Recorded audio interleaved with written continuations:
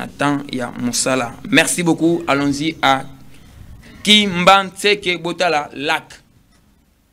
Lac. Pasali Angote et Misali. Lac. Bino aussi au sola lac. Ngako lac on a un lac Golden Poi. Oui, Moutazaki numéro 1 ya législative. Ngobila T Golden Poi. Ngobila to le to pesa comme le muso à calamité. Golden Poi. Botala Lac Golden Poi na Kimbanteke. La population du quartier Mukonka dans la commune de Kimbanteke s'inquiète de la situation longtemps existée sur l'aire commune communément appelée l'eau verte. Et pour la population, les habitants, l'envers. Plus les années avant, cela continue sa trajectoire et les habitants de cette partie de Kimbanteke s'étonnent de cette aventure. Les problèmes est quoi, journaliste? On ne sait pas si ce lac est une rivière normale ou un fleuve diabolique. Nous souffrons terriblement. Nous n'avons pas de latrines. Nous n'avons pas de place où poser les pas. De l'autre côté, les moustiques, l'odeur nauséabonde, n'en parlons même pas. Tout le monde jette des caca, des choses décomposées et toutes ces choses sont transportées par les eaux de ces lacs. Et cela inonde nos maisons. Nous sommes exposés à de nombreuses maladies. Les infections de la bilharziose nous infectent. Les démangeaisons par tous les corps. Nous souffrons terriblement. Les herbes que vous voyez ne sont pas des herbes, ce sont les eaux. Ces lacs ont englouti plusieurs parcelles et les gens sont morts ici. Ces eaux ne diminuent jamais et on ne sait pas si c'est un fantôme qui a augmenté la grandeur de ces lacs. Nous sommes fatigués de cette situation. Sur ces, les maisons sont englouties, les habitations, les arbres ainsi que les terrains vides sont inondés par les eaux de ces lacs. Ces terrains est un lieu de crime. Vers les années antérieures, les cadavres des illustres étaient retrouvés dans ces eaux. De l'autre côté, les infections, les maladies et les odeurs envahissent cette cité. Pendant les moments pluvieux, les eaux de la pluie, les saletés inondent les habitations. Plusieurs ont abandonné leur refuge pour se transformer en des locataires et d'autres sinistrés sont rentrés au village par manque d'habitation et de maisons.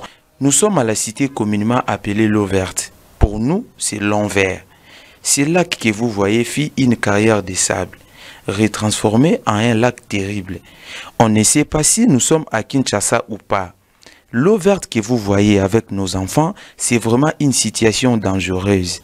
L'eau inonde nos maisons et ce que nous demandons aux autorités est de pouvoir venir au secours, car nous sommes exposés aux maladies. Notons que les habitants de Mukonka demandent aux autorités urbaines et communales de pouvoir trouver des mesures capitales pour stopper l'évolution de ces lacs en vue de sauvegarder le vie de la population ainsi que l'air bien. La population du quartier Mukonka dans la commune de Kimbanteke s'inquiète de la situation longtemps.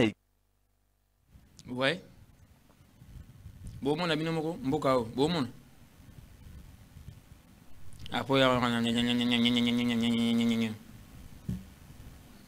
Des sorciers.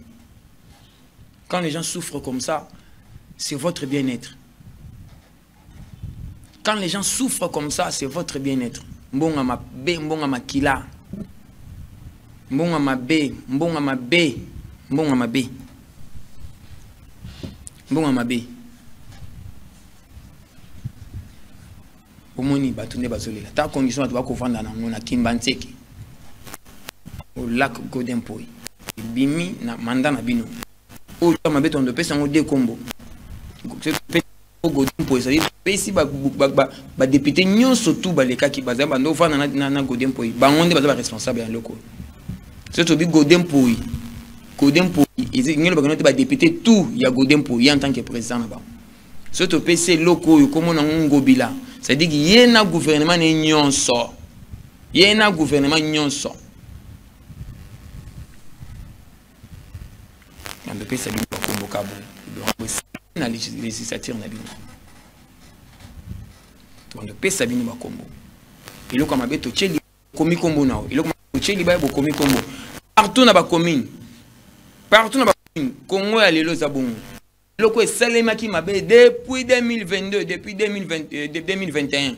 Bo chepa carte bo komi kombo ya batu. Député bo vota bo komi kombo na ye. Député bo vota en 2018. Bo komi kombo na ye wana.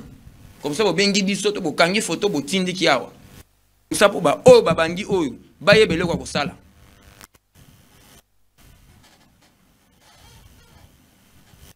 Libaya na la ko na penda bo chepe na libaya bo komi pena kombo lac Golden Poi. Comme ça député non surtout à Godin Poy.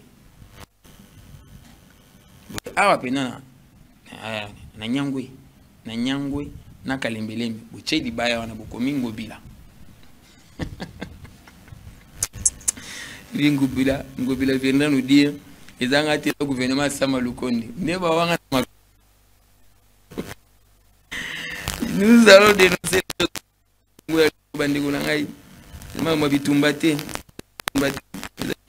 nous attendons les éléments, nous allons prendre un petit moment à la fin. Il est mis au connexion. Connexion. Solo ou l'Assemblée nationale, la course n'a perchoir, doit trébucher. Course n'a perchoir, doit trébucher, une question de dignité, une question de moralité.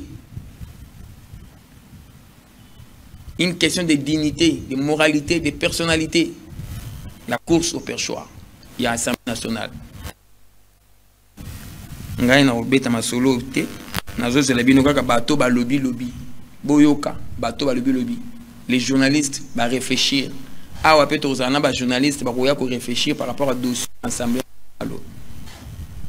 Il y a bras de fer, ça passe ou ça casse, ça tire à balles réelles. Au moins de ba beta ki mutwa. Ba beti garçon, éviter situation garçon na so dans ndengeni na éviter. État de santé à garçon pour azwa ki pena yaye. Moi mais na lokito, azwa ki pena yaye. Moi je peux pas risquer hein. Et tout ce que on a téléphone de tout ce qu'on a téléphone. Moi je peux pas risquer ma vie pour quelqu'un. Quelqu'un peut en neni. Ah. Quelqu'un qui a touché.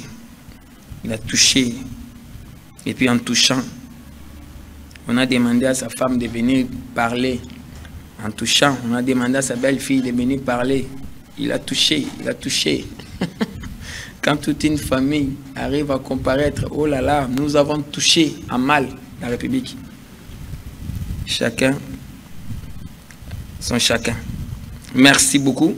Nous allons voir encore ceci en attendant. Sa connexion le délabrement avancé sur la direction d'Al et Mata. Mata Paul, nous sommes dans la commune de Bumbu. Bumbu, Télémayaka. Bumbu, Téléma. Bumbu, Téléma. Tobanina bino lelo. Bumbu, Tobanina bino lelo.